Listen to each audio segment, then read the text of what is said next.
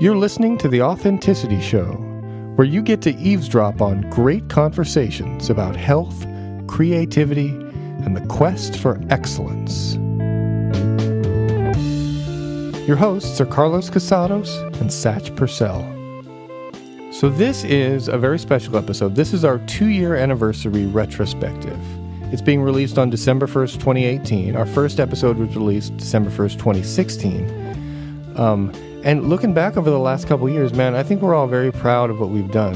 You know, we started out just friends. We're just best friends. And we got out some microphones and, started recording. And we didn't know what was going to happen. We were just doing it for the fun of it because we always have such amazing conversations. And we figured, well, let's let people listen in, see what they think. And we've had a lot of episodes with some really amazing guests. I mean, world-famous people, experts in their fields and stuff. But this episode is a retrospective just on the ones where it was Carlos and Satch alone. Because they have a special chemistry, Carlos and Satch. When they start talking, sometimes it's 2, 3 in the morning sometimes, and they're still talking. And they're good talkers, but they're both good listeners. And so what they're going to do here is go back over all the episodes where it was just them and talk about their favorite moments, and we're going to listen to clips. When you hear this sound,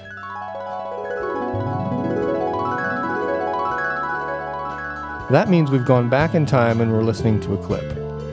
And you'll hear the same sound again when we come back to the ostensible present moment. Although, of course, for you, if you're listening to this, it's recorded, so it's not the present, but it's closer to the present than the clip was. And if you find yourself getting confused as to where we are, like if it's a clip or if it's not, then, don't worry about it so much.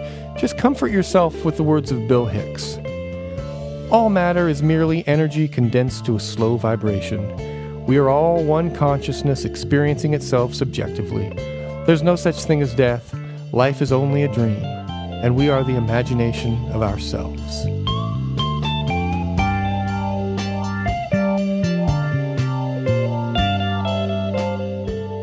The very first episode that we ever did, that we ever released, it was called Road Rage, episode number 1. Yeah. And it was an interesting and kind of exciting, fun, yet little scary journey. I wasn't really afraid, but there was anticipation. There was just not knowingness. Happening. I didn't know how it was going to go. Yeah.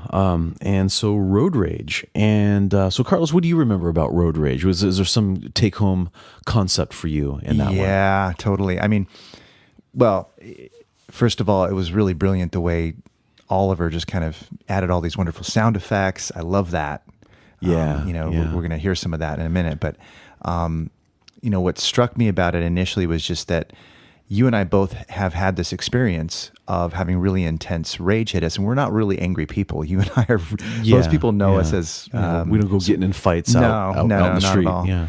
However, you and I both had these really clear stories about having an experience of intense rage.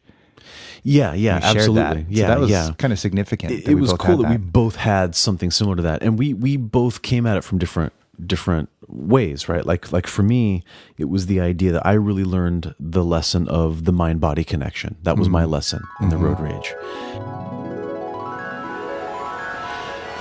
This was many, many years ago. I was a much younger man, and I got really upset at somebody on the road, as we all have at some point. But I will admit that in my mind, I did beat the crap out of this guy in my brain. Yeah, amygdala. Right, exactly. Yeah, my lizard brain completely destroyed this man. And in my mind, I remember just pounding this guy with my right arm, just beating him to a pulp. Now, this didn't really happen, right? It happened in my mind. You strongly visualized it. Yeah, I very strongly visualized it. It was a very emotionally charged experience. And but I want to point this out. I never physically did anything. I didn't go home and beat up the pillow. I didn't punch the air. I was just really PO'd in my mind. And to my surprise, the next maybe 3 days or so, my whole right shoulder and scapula was unbelievably sore, like I really did it. And your lesson was kind of more about how the things that we expose ourselves to start to play a big role or have an influence on our psyche, and they can affect us later. Yeah, they're viral in a way. Yeah. They get inside, and we match to them because we start to like them, and we get, in a way, addicted to that cycle of chemistry that happens when we watch the shows or whatever, and it can sort of embed ideas. It's hypnotic, it's influential, it's a bit brainwashy, right, in a sense, and if you're not mindful about how that changes you over time, then you'll be very surprised later on by behaviors that you didn't realize are actually manifested from the programming. Right. There's a reason why they call it programming, right? TV programming. Exactly. Yeah. I was with my girlfriend at the time, and there was a really big refrigerator-sized guy who was swerving his car around and yelling and his fist out the window and everything. And I just come out of a restaurant, and I came onto the road. Now, my amygdala got hijacked. Sure. Amygdala hijacked. Yeah. And it literally seized control of me at the moment. And I did something so stupid. I pulled the parking brake on my truck. Oh my God. Flung open the door, and I went at this person who was in their car. Okay.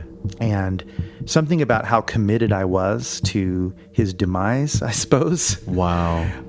Shocked him out of his rage.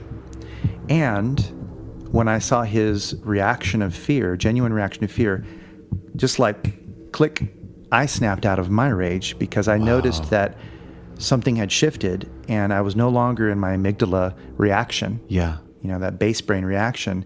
I thought about it in reflection immediately and realized that the feeling I had that I could connect to in my body was the same feeling that I was getting when I watched The Sopranos.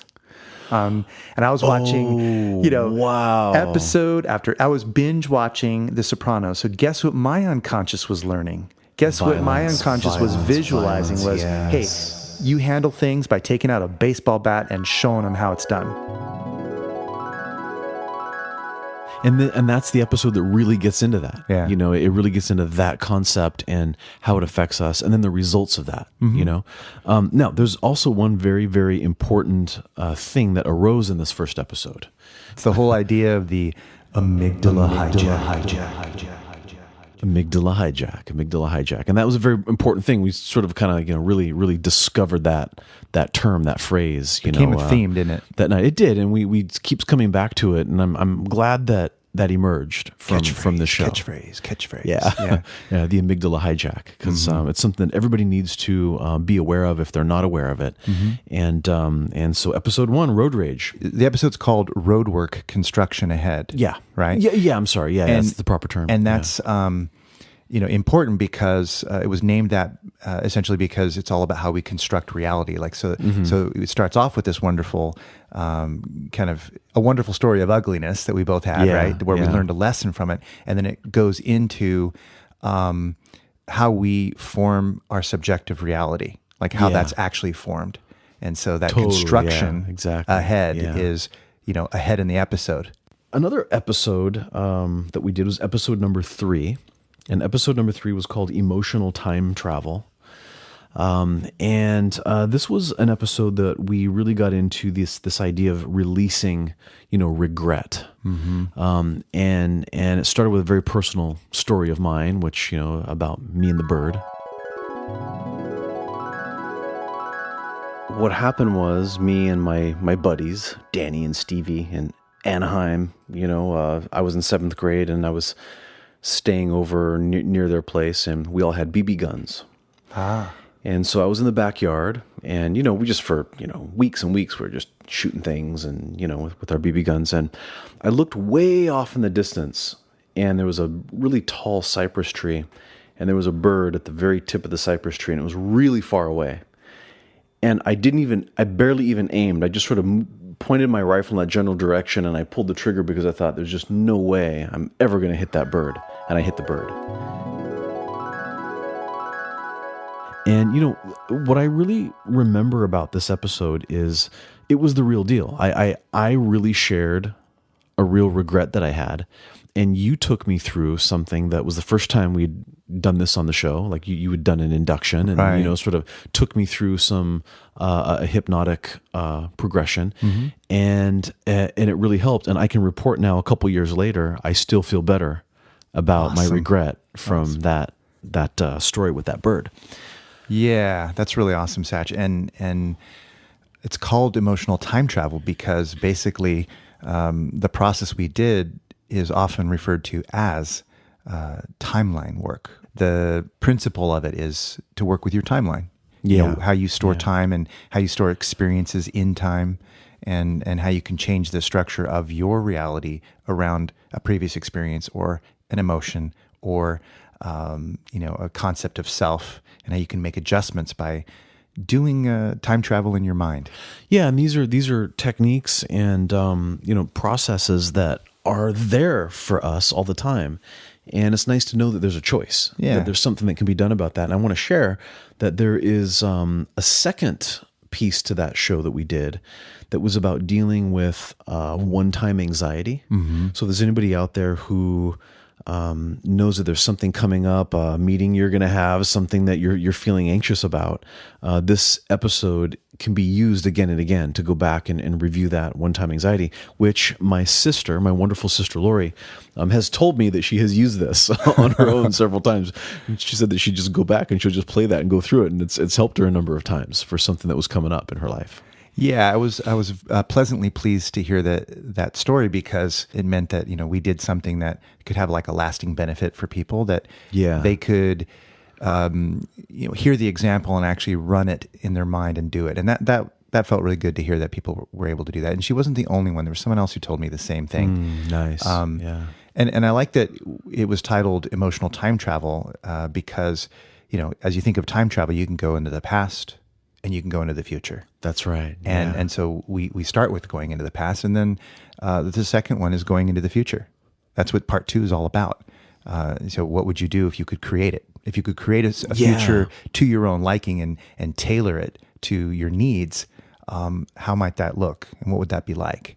Yeah, and I remember specifically you and I having this conversation, and you had talked about how when you took me through that process, how I implanted a future memory. Yeah. Because it's strange, because the word memory, we think of it as only being in the past, but we did something in that episode where we implanted a future memory. For sure. And that's just a cool concept, and it's worth going back and listening to. And, it definitely is. Using and learning something from it. If the idea of memory reconsolidation interests you, and if you don't know what that means, and it strikes a little chord of curiosity inside you, think about it, look it up, and listen to it. Another one that we did that was just you and I was Vital Energies in Ancient Traditions. Right. This was episode 5. Episode number 5, and it had originally a different title, didn't it?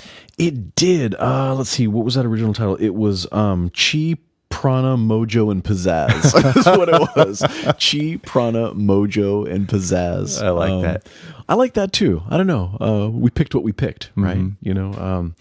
Vital Energies in Ancient Traditions. And we spoke about those things, Chi and Prana. And we related it to things like Mojo and Pizzazz, right? So that was pretty funny.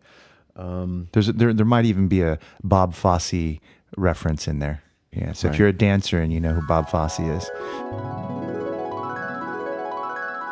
I laugh when I read articles or I hear reports of, some physicist somewhere who's trying to find some new way to measure this chi stuff to find out if it's real or not. I think barking up the wrong tree. That's like trying to get a team of physicists or biophysicists or, physiologists or neuroscientists together to do a very serious investigation about where mojo is located in your body. Yeah. And while we're at it, let's see if we can investigate pizzazz, because maybe it's not mojo, maybe it's been pizzazz this whole time. Well, I think it's all about the jazz hands myself. Yeah, there you go. Right.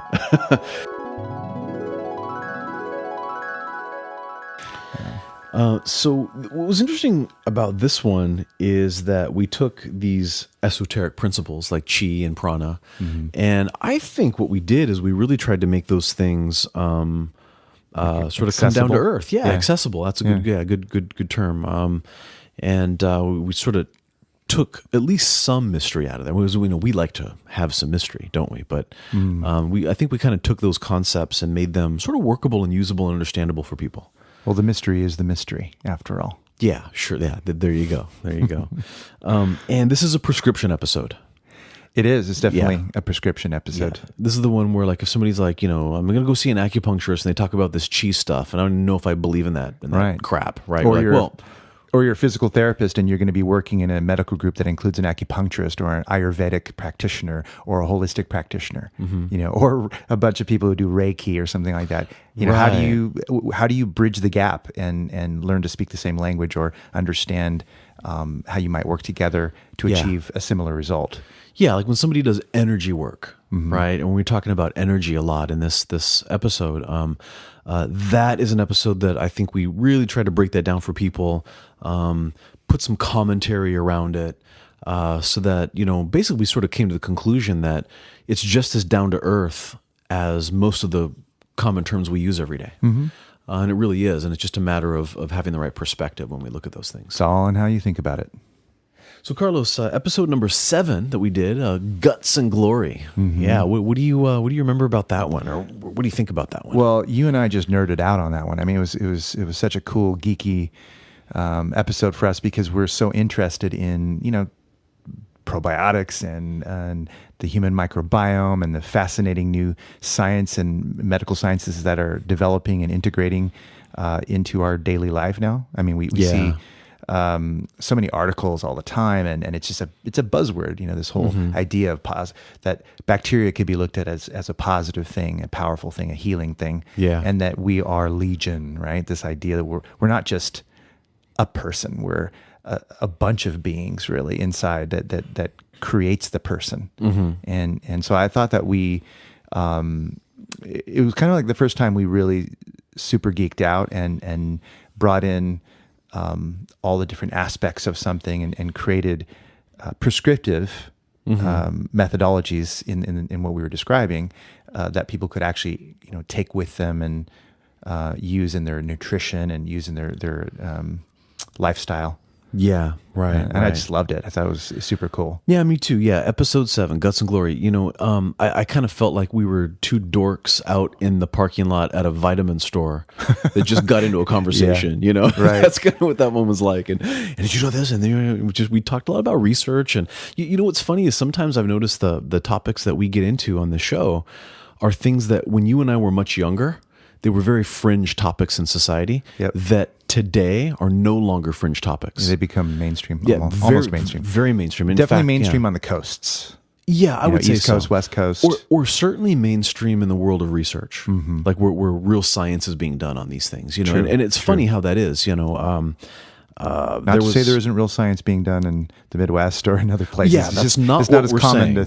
to think about these things yet because there's just a different culture around that stuff, and it's not a judgment. It's just kind of like what it is, Yeah, sure. But sure. there are pockets of it in other areas as well. Oh yeah, absolutely. So it was an episode that is just kind of a good resource for a lot of people if that's a topic that you're interested in.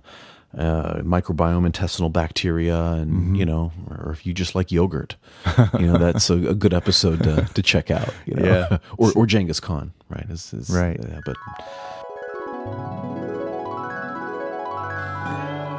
Genghis Khan, we know, conquered mass amounts of territory, and he absorbed the cultures around him and said, basically, we are the Borg, your uniqueness will be added to our own. Resistance is futile. He went and he spread throughout the lands and conquered those lands. And one of the problems that occurred for a lot of people at that time was dysentery and other gastrointestinal problems like dysentery. One of the best ways to prevent that, besides clean sources and things like that, is to have a very strong immune system, strong intestinal flora. And Genghis Khan is known to have demanded that all of his troops have yogurt and they made whatever, it might have been goat yogurt, or yak yogurt, or whatever they had locally at the time. Horse But they would yogurt, make yogurt, and it would be this fermented beverage that they would drink, and it made them quite strong and resistant to many diseases and illnesses. And the other people that didn't do that, well, we know what happened. I mean, dysentery can knock out 2/3 of your army, and then what are you going to do? Right, exactly. It's hard to fight when you have diarrhea. It is hard to fight. Yeah. It happens to me all the time. And I just know it's really hard to fight when I have diarrhea. Yeah. But yeah. Okay, so Carlos, episode number 9 was pain versus suffering, the difference that makes the difference. Yeah.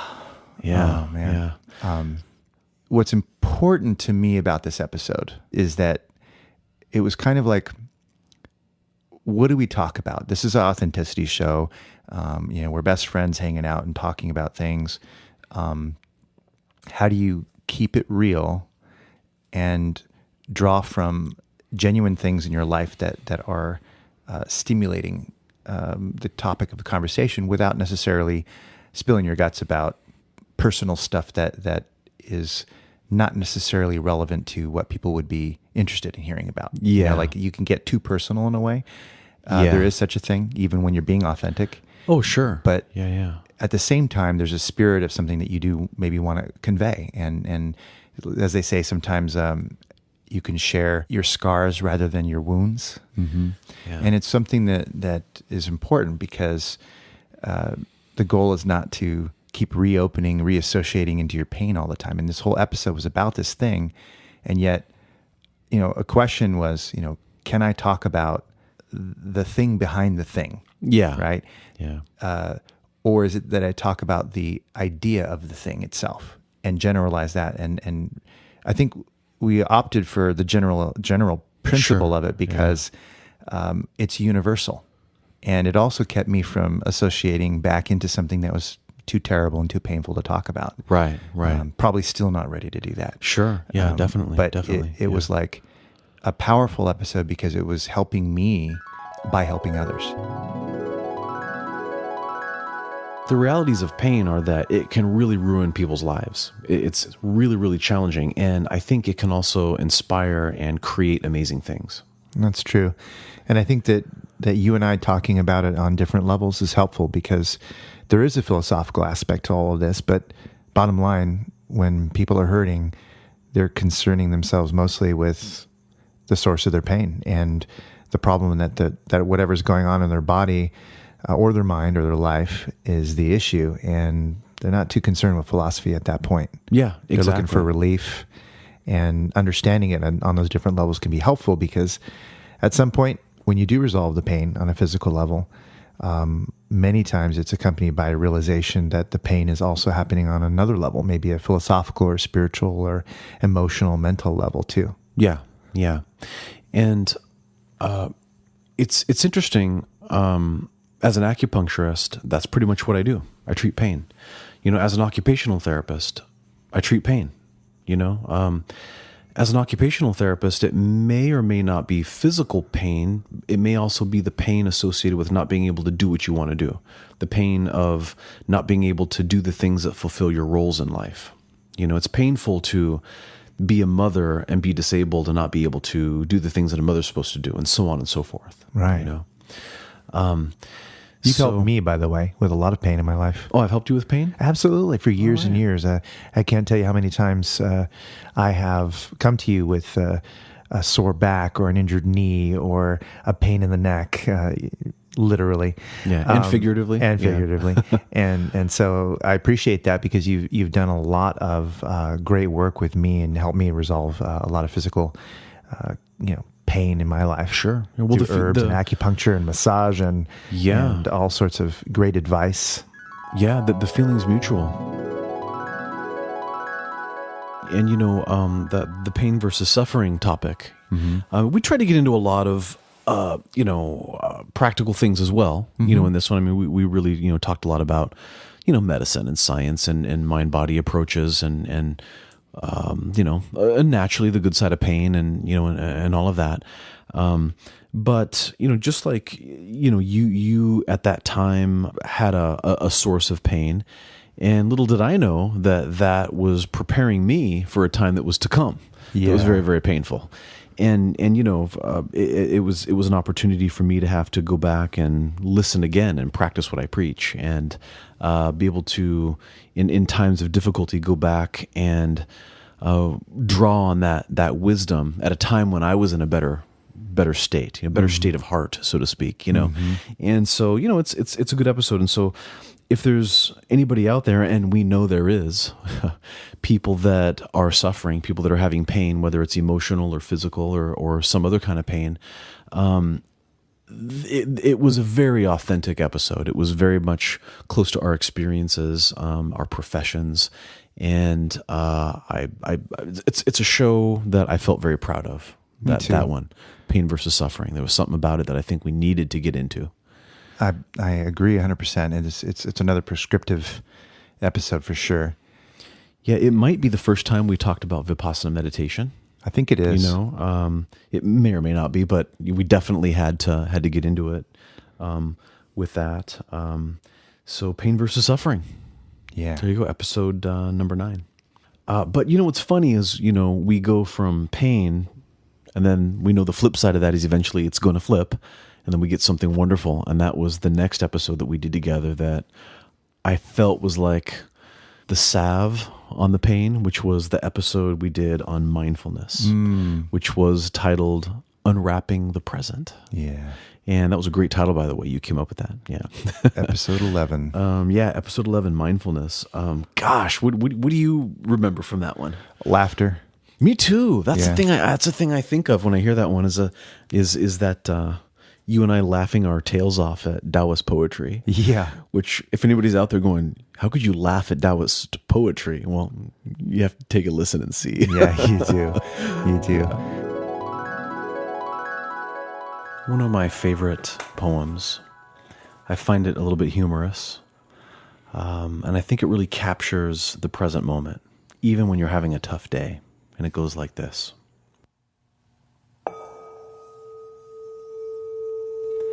When worn out and seeking an inn, wisteria flowers. And that's it. And I hear this poem and I think of some guy. Can I hear that again? Sure. That's awesome. Let's do this again. I want to hear that again. When worn out and seeking an inn, wisteria flowers. That is right? So awesome. I can so relate to this. It's like you're having this tough day. All you want to do is find a place to go to sleep, right? And that is your present moment. But when you're grounded in mindfulness, you don't miss the wisteria flowers. It became kind of really clear as we were talking about it that, how similar our backgrounds are in the sense that we gravitate towards these things like Taoism and, looking for ways to experience the world through these deeper, ancient Asian principles and metaphors. Yeah. I'll come to each recording session with my own ideas and insights that I think that I want to share. Mm-hmm. Assuming we know what the topic is. Sometimes we do, sometimes we don't. Mm-hmm. And I know you do the same. But then I often feel like we're just witnesses, and it's kind of exciting to see where the show ends up going, because we really don't know. We don't script it out necessarily, right, and have like, well, then we're going to do this, and then we're going to talk about that. We have some ideas. Sometimes we throw up on the board just so that, just to stimulate our thinking, but we don't know where it's going to go. And I feel like in Chinese herbal medicine, they talk about how an herb has an effect and another herb can have an effect. But if you put those two herbs together, sometimes 2 + 2 is more than 4. Synergy. Right. And I feel that once in a while we do an episode where what I'm bringing and what you're bringing just explodes exponentially. Mm-hmm. And we get something really special that surprises me, and I learned so much from it. We had a baby. Yeah, we had a baby. Yeah. the mindfulness baby, the mindfulness, unwrapping the present. We unwrapped our present. And it was, I benefited a lot from that episode. Yeah, just making it and then listening to it, I was like, wow, it inspired me to practice it even more. Yeah, if you're generally a mindful person or a person who appreciates mindfulness, and you listen to this episode, I challenge you to be in a bad mood. Yeah. Ain't gonna happen. Yeah, totally. So mindfulness. Then we did a really interesting topic after that.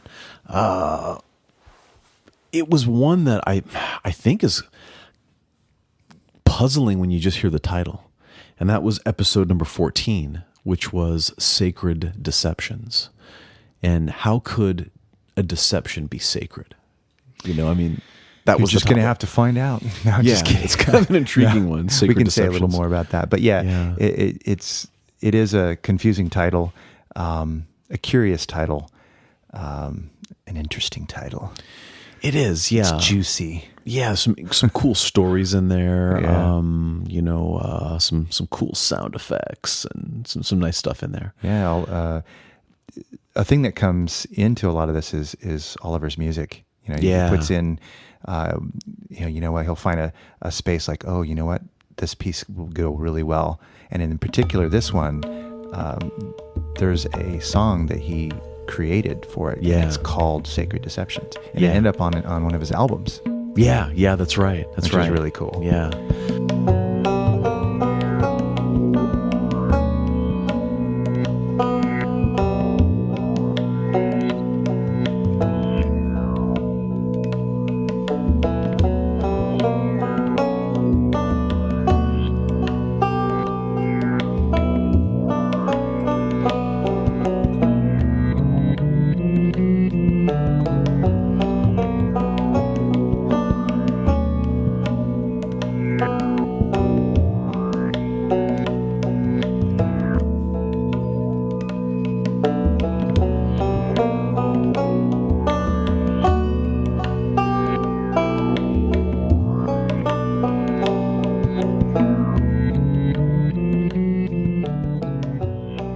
So Sacred Deceptions, I gotta say, for me, I understood the concept, but this was a title that really came from you. Mm-hmm. This really was kind of your baby. Mm-hmm. This one, the Sacred Deceptions, and I felt like I got to go for a cool ride in this episode. Even though I participated, it was just a cool ride, and I benefited from this one a lot because I have found, and I have shared this term with other people since this episode. Oh, cool! Just understanding that there is such a thing as a sacred deception can really create a lot of relief for a lot of people in various situations in their life. Mm-hmm. It resonated with me, and I think there could be a lot of people out there that would feel the same way, to just even understand what that even is, a sacred deception. It can be a real freeing concept to even just know about. I agree, and I'm so glad we're not revealing exactly what it is in this little teaser. Exactly. Because, sorry, folks, we're teasing you a little bit, but you know what? Deal with it. Just go and listen to it. You'll appreciate it. Yeah. After that, we made a decision, and we decided that maybe it's okay to go ahead and be a little more controversial. Mm-hmm. I remember we talked about this a little bit, like, maybe it's time, like, let's throw it out there a little bit. Yeah. And we did episode number 19, and that was political correctness. Well, yeah, and just to kind of piggyback on what you just said. Yeah. It's kind of like what we started has an energy that is expanding and growing. Like if you planted a garden, there's a certain point at which it takes root, and it has a strength and an immunity to withstand things a little bit. Yeah. And it's the same when you have a relationship. As you're just starting that relationship, the topics are honest, but not necessarily challenging topics. Yeah, I think number 19, political correctness, was the first time we jumped on the freeway. Yeah. We hit it. We floored it a little bit, and got into interesting topics. We pushed the boundaries. We talked about sexual lifestyles. We talked about psychedelics. We talked about some fascinating topics. Censorship, yeah. And some of it's a little bit of bullshit calling, and some of it is, also at the same time telling people to just, hey, relax. Yeah. Relájate, okay? Tranquilo, por favor. Yeah, right. What would that be like if you could not take things personally, if you could listen with an open heart and just consider objective ideas for what they are and not become offended. I mean, I wonder how quickly we would advance as a human race if we could do that. Oh, yeah. Yeah. I mean, that might do things like end wars. We don't That sort want of to thing do you that. Yeah. Why would we do that? All that Because- old money would, be spread around and... Yeah. That would stink, right? For some people. Well, think of the the idea of wagging the dog.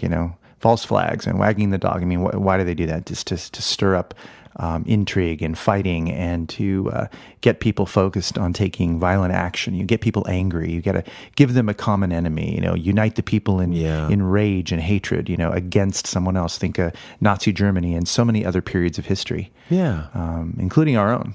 In many places, No doubt. To be unified in hatred of another culture, another people, to us versus them, or even if you go to the hippie movement, the man, quote unquote, us versus the man. I mean, there's so many ways to frame that.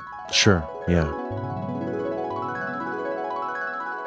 It's an element of who you and I are to be serious and to sometimes be intense. And to sometimes be silly, and to also sometimes not take ourselves seriously. That it's all big part of the whole picture. It's not like we're just one-dimensional creatures. We are multidimensional creatures. Yeah. And we kind of hope that our audience is somewhat multidimensional too, because in our heart of hearts, we just want to be able to relate. Yeah, exactly. Yeah. And we try to approach it with a place of height, like mental height and emotional height, so that the size of the problem seems small. We're high above it, looking down at it, where it's not that big of a deal. It really is okay to take a high view. Yeah, to high view and to disagree or agree or go so high above that it doesn't really matter whether you agree or disagree. And it seems even more accentuated, the importance of that right now, because currently, as we are in 2018, there seems to have been a descent into not allowing dissent. Yeah. Right? It's like our culture has descended into this place where dissension is not accepted. It's not accepted even more than it used to not be accepted. Yeah, like when we were right. kids, like Yeah. you can't disagree anymore without really getting your head chewed off. Yeah. And causing breakups in friends and families and all sorts of stuff. It gets really intense and sometimes violence. So it's even more important right now that those of us who are conscious beings are remembering that there's something beyond our opinions. There's something beyond belief and the control of other people's points of view. That we can, learn to have differing points of view and maybe start to tolerate or build tolerance in ourselves, the patience that's necessary to be flexible. Right. Super important right now. Definitely. Yeah. And I think we really got into, how to do that. Mm-hmm. Yeah. In that episode, this is a time for that prescription, how to do that. For sure. Yeah. So there's a prescription for all of society right now. Yeah. In particular in our country. Agreed. So then we did episode number 20, which was Lessons from Nature. Yeah. Oh, that felt good. Yeah. That one. I almost want to say that's like, on the old cassette tapes, it's like the B-side of mindfulness episode. Yeah, it kind of was. You know what I mean? Yeah. Well, the other thing about the Lessons from Nature is, first of all, it's very much who we are. Mm-hmm. It's the angle that we come from. Yeah. And our show, this show was really built on a foundation of our conversations when we were running. I mean, we were runners. Yeah. It might have been the first time we talked about minimalist running. Is it? It may be. It may be the first time we talked about minimalist running. We've probably mentioned it a couple times. I don't know. Before then? It seems like that might have been where we kind of introduced the idea about it or talking about it. Either way, though, I mean, it's a really important thing for us. Yeah. Oh, yeah. It's kind of our church, Yeah, definitely. Yeah. And just nature in general. I mean, we're a crew of people that really likes to be outside. We like to go camping and hiking and sleep under the stars. It's we don't run from the rain. We enjoy nature. We find it inspiring. Yeah, and that whole episode was really techniques and strategies for how to actually learn what nature is really trying to share with us, and or whether it's trying or not, those lessons are there, and there's some ways of doing it. If you're walking in nature and you have a desire to encounter, neat animals and really experience nature, if you're walking and you're moving and you're making noise and you're trying to search and find, oftentimes you don't find those animals. You don't see all the things that are hiding in the bushes. And when do you see those things? When you sit down and you become silent and you become still and you become patient and you just simply pay attention and observe. Right. When you sit down and you pay attention, and it doesn't take very long. No. You and I know this because we like to go out in nature and hike and go running at night on trails, and we do these kinds of things. And we see a lot of animals. And we do see a lot of animals. And when you stop and when you get silent, it only takes maybe a minute, and you can feel and hear everything start to come alive around you. Yeah. And in the same way, when you ask yourself, what would Mother Nature do? It can be very helpful sometimes not to strive to find that, but to say, let me just be still and just see what comes up. You might even see it during your day. Yeah. You might be driving and notice a tree or a bird or an insect doing something that sparks that answer that you're looking for. Well, and we have the power of reflection. Yeah. And we have the power of making meaning. Yes. That's probably unique amongst humans. Yeah. Human beings. And an exercise that some who follow more of a shamanic tradition would be to go out into nature. This is called this is one way to vision quest, right? Okay. There are many ways to do this, but this is one way to have a little vision quest. It doesn't have to be for days and days and days. Yeah. It doesn't have to involve fasting. Yeah, 40 days drumming, and 40 nights, yeah. 40 days, hanging by a hook, in the sun and ingesting psychedelic substances and so forth. It can be literally just, you set a time aside, part of a day maybe, and you go to a secluded area in nature and you can check in with your intention. You start off by intending, okay, I'm here to discover something important about myself, the nature of whatever it is that's been troubling me, and to tap into my solutions. Some people might say that is like a prayer or setting an intention or a meditation. A space clearing can involve, burning some incense or just holding your intent really strongly in that direction. And you go and you temporarily suspend your disbelief. You allow yourself to realize that everything you're doing, if it's symbolic or spiritual or what have you, it's setting your mind towards a particular direction. You're saying, I want to have this result. I'm going to take action. I'm going to separate from my day. I'm going to drive for a couple of hours and get to this place. And I'm going to put myself in a situation where I can interpret what it is that I receive in a symbolic and important way. You could go in a direction that calls you. And then when you find a place that feels right to you, and this is very subjective, you go in with the intention of finding a place that feels right for you, and then you just trust it, whatever it is, and you sit. You might bring a blanket with you. You might, make sure that you're warm and whatever else you have, a little backpack or whatever. But you go, and your goal is to be quiet. Your goal is to pick a space that feels right to you, and then to call upon the answer, to say, I know that I have the capacity to tap into my own creativity, my own inspiration, my ability to make meaning.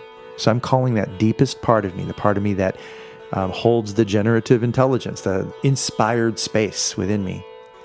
And I'm calling that into this moment right now. Maybe I draw a circle on the ground and sit within it, or maybe not.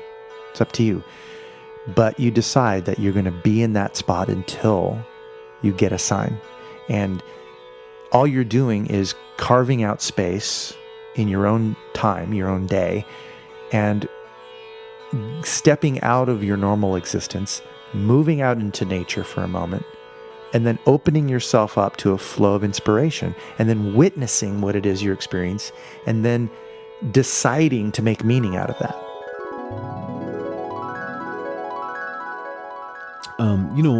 We have a running crew. We do. right? We have a running crew. And what do we call ourselves? Renegade running Taoists. We are the renegade running Taoists, Yeah. right? And so that just means we run at night on trails and have amazing conversations. And In nature. yeah. So yeah, I think you had said earlier that episode, The Lessons from Nature, really is just about our Taoist leanings. Yeah, we learned about Taoism at an early age in formative years, and it's a filter from which both you and I see the world. There are other filters we see the world from, but it's definitely a big part of it. Yeah, for sure. We decided to do an episode on a very, very common experience that absolutely every single person has, except a gentleman that I met yesterday who has never had a dream in his life. Wow. This is true, I met somebody yesterday who was telling me that he has a sleep disorder, and he's had it his entire life, and he has never had a dream. What a shame. I know, it really is. It really is. But we did a whole episode on dreams. Yeah, we did. Yeah, the dream episode, number 22, episode 22. Yeah. I thought that was kind of a cool one. It was good. Dreams have been such an important part of my spiritual leanings, because the idea that you can sleep away so much of your life and not get spiritual stuff done. In other words, if you're on a path of growing and becoming and learning, well, you sleep a third of your life. One of the ways you could maximize that is by incorporating the power of your dreams. So I've always thought that dreams were neat, and it's almost like there is another world that you're in. Yeah. And there's so many traditions that have that. We talk a little bit about this. Yeah, we do. I think the other thing is there's some real good practical advice in there for how to build a better relationship with your dreams. There's a lot of relationship building in there with our dreams. Well, a lot of people don't even realize they can change the way they're dreaming. Like, you mean you can dream on purpose? Or you mean there's some sort of dream logic that makes all this weird, wacky shit that you're experiencing make sense? Yeah. How the hell is that? No, right. most people are like, no, my dreams make no sense. I hear that all the time. Yeah, I hear that too. And then I think the other thing is... it means a lot of sense, actually. Yeah, and then there's the flip side of that, where people think that dream interpretation, all that is just sort of hocus pocus. Right. That it's what's the hippy-dippy point? stuff. Yeah, right. When in reality, in that episode, we kind of got into the science too. We did. We got into the research, the brain science and what sleep researchers have learned about sleep and dreams. And again, that's another thing is that episode wasn't just about dreams. It was about that whole phenomenon of sleep. And there was more to it than that. And that is one that I've actually prescribed to people. I've suggested to people that want to learn more about dreams, or we had a fascinating conversation about dreams, and it just find it easier to just say, hey, well, check out this episode we did. You and I talk about our dreams all the time together. We do. We share dreams, and I can't think of a single time that we've shared a dream that it didn't make sense. Yeah, totally. I've had times when I've had a dream and I've thought, oh man, this will be fun to share with the renegade running Taoists the next time we all meet. Yeah. So I got to share this dream with everybody. Well, and for those of the listeners who are interested in this, if you listen to this episode, you're going to hear some tips about dream interpretation that could be really useful to you. Yeah. It's at least, if nothing else, a starting point. Yeah, absolutely. You could get a lot deeper into dream research and things like that. But if you haven't really delved into it that much, or just a little, you're going to get a lot out of this episode, because we do go into it fairly deeply. Yeah. And it's a good starting point if you want to go further. Yeah. Because we cover a wide range of ideas about dreams. Yeah, absolutely. The Tibetans have this dream yoga thing, and they have this whole path of training that has to do with utilizing lucid dreaming and developing that as a skill, because from that perspective, you sleep a large portion of your life. So if you really want to reach enlightenment, why not use something that most people are discarding? It's like leaving power on the table, right? This is something you can do every day, in addition to your daily spiritual practice, which can help you to cultivate an awareness of yourself and your relationship with the universe and all that, simply by developing the skill of lucid dreaming and understanding your dreams. And, we're going to talk about a little bit later, some techniques for doing that, that I've used, and there's tons of techniques. I don't know them all, but there are some specific ones that are really useful. And anyone who's listening who wants to do this can learn to develop their ability to lucid dream, to recall their dreams, and to start interpreting their dreams. Yes. And it kind of helps to know a little bit about the background, what's going on in the brain and what's going on chemically, which you're going to talk about later too. Yeah, sure. And just a little bit of what we've learned in recent years about sleep too. What's interesting to me, or puzzling, I should say, is the Chinese medicine view of dreams. And it's probably worth mentioning. Yeah. It's interesting because a Chinese medical view on anything is going to be a mixture of sort of the mythological, spiritual side mixed with a medical side. And it's kind of neat. Chinese medicine considers dreams to be very important. Right. But they don't like dreams. And when I say they don't like dreams, what I mean is they believe that you should not be having them, or at least you should not remember them. And so they often talk about dream-disturbed sleep. And it's part of the process of interviewing a new client is you want to find out about their sleep. Are they having strange dreams, bizarre dreams, upsetting dreams, dreams that are waking them up? And we talk about dream-disturbed sleep. And that is something that, from a Chinese medical perspective, needs to be treated. That you should not be waking up from all of these dreams. I think that Chinese medicine is not actually saying that the dreams aren't good. I think what they're saying is that you should be having deep enough, healthy enough sleep cycles so where your dreams are minimal, because we tend to only remember, like I said earlier, we remember the dreams that we tend to wake up from. Right. Not necessarily the dreams that we had and then went back into our sleep cycle and continued to sleep. So I think that's where they're coming from. But the science on dreaming, like I said, continues to show me that the more spiritual or mythical ways of looking at dreams are legit. They really are. Yeah. And there is a marriage between those two concepts.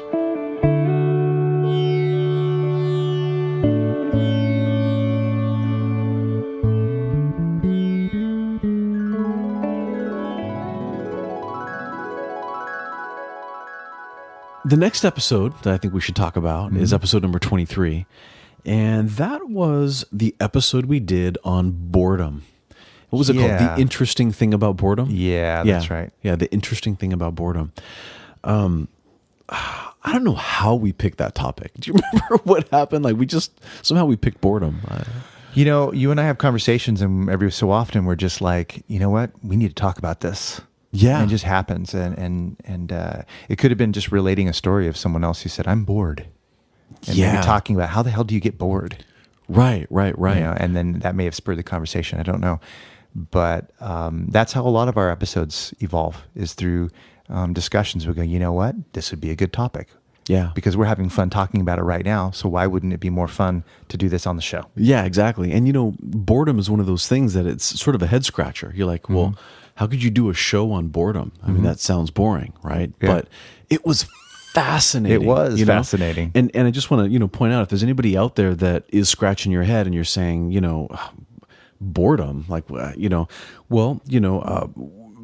telling you right now, there was no goddamn reason at all to ever be bored. And if you are bored, then you have to listen to this episode because you're missing something. You are. The word boredom only entered our language, something around 1760s, 1770s, something. Yeah, I've heard that too. So it's not even really an ancient idea, at least not to my knowledge. I mean, we haven't really seen that written about, boredom. Yeah. Oh, right.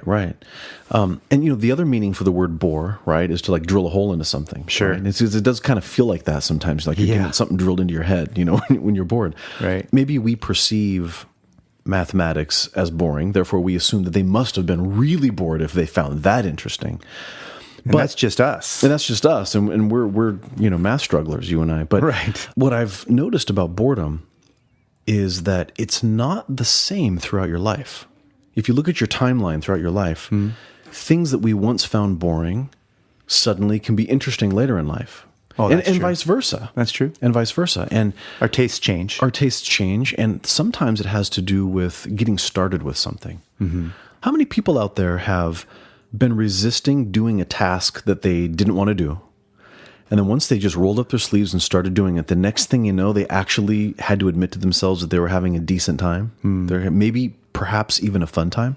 There's actually research that shows that that's true. That if there's a task you don't want to do and you just start doing it anyway, your brain will start to produce happy chemicals. You start to enjoy the process anyway. Wow, that sounds like a relief Yeah. to employ. I can think of so many things that bore the hell out of me. Oh, yeah. Taxes, for example. Sure. Organizing for taxes. Boring. Yeah. But I have to do it. And it'd be nice to be able to have some happy chemicals floating around in my bloodstream when I'm Yeah. doing my taxes. I think I might get to it a little earlier than I would normally. Exactly. So what's the secret, you think, to getting those chemicals going? Well, I think a good starting point is to start to develop a bigger appreciation of our internal environment. There is a term that I really, really like, and I'd like to see this term grow and become part of everybody's vocabulary. And that's the term interoception. Interoception. Interoception. Interoception is a word that describes that inner sensation in your body. When you have a gut feeling, we could call that gut feeling interoception. So if you've been one of those folks who complains of having gotten bored or gets bored a lot, gets bored easily, describes yourself that way, well, listen to the show. You just may learn a thing or two about what can be done about that. Yeah, absolutely. What can be gained. Yeah, and I think we practice what we preach with this one. I mean, I haven't been bored in years. Me neither. There's been maybe a couple of times when I caught myself. I thought, oh, good job, you caught yourself. And then that was the end of the boredom because there's so much to do. There is. Now, we did an impromptu episode number 36. About impromptu-ness. And what happened was we had a guest scheduled. It didn't work out. And, we ended up, talking, we were having a conversation about, well, let's just meet anyway and we'll fly by the seat of our pants. And you said, hey, well then why don't we just do that? I'm like, great. We got together and we went for it. We did Flying by the Seat of Your Pants. Episode 36, Flying by the Seat of Your Pants. Yeah, in acting, actors always talk about you have to learn your lines so that you can forget them. Yeah. It's really important to forget your lines when you're acting because you have to live truthfully in the moment. Same in martial arts. There it is. Yeah. Yeah, that's a good point, huh? Yeah. Martial arts. Forget everything. Yeah, forget everything. Well, how do I do anything? Well, you got to learn something first. Well, then forget everything. Yeah, right. First there is a mountain, then there is no mountain, then there is... How many times can that come up, right? Yeah. Oh, my gosh. Wow. Well, gosh, Carlos, I think that kind of recaps the shows that you and I have done together so far. Yeah, it does. And I'm really glad that we did this because it's interesting for me to go over that whole pattern of all these episodes that you and I did.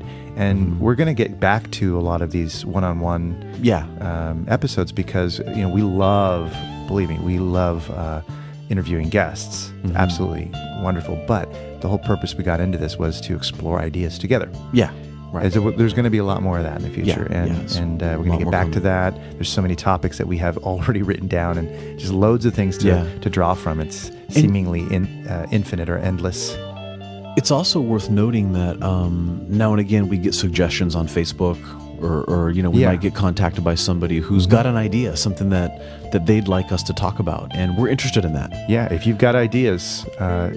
You know how to type into that computer. Just send us a message. We would love to hear from you. We would love to get feedback on what you think, because you're a living person with a creative soul, and we want to know what makes you feel switched on. We want to know what interests you, what intrigues you. What would you like to know or hear more about?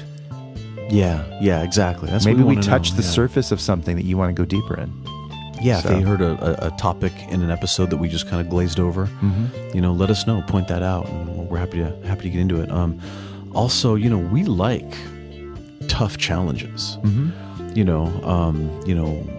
we would love to find out what people want to know, in terms of, giving us tough questions. Challenge us to grow. Go for it.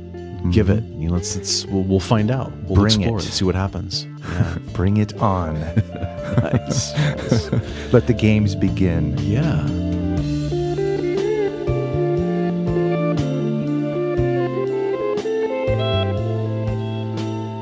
You've been listening to the Authenticity Show 2-year anniversary retrospective episode. Your hosts have been Carlos Casados and Satch Purcell. Please remember to subscribe to the show wherever you get your podcasts. We're all over the place. iTunes, Android Market, Stitcher Radio, Google Play. We're on YouTube, we're on Spotify. Find us on Facebook. And leave us a rating and a review if you have time. We really appreciate that stuff. Our website is authenticityshow.com. The show is produced by Oliver Altine. That is me. I also wrote our theme song and do most of the music for the show. Thanks again for listening for the last 2 years. And keep on listening because we got a lot of good stuff on the way.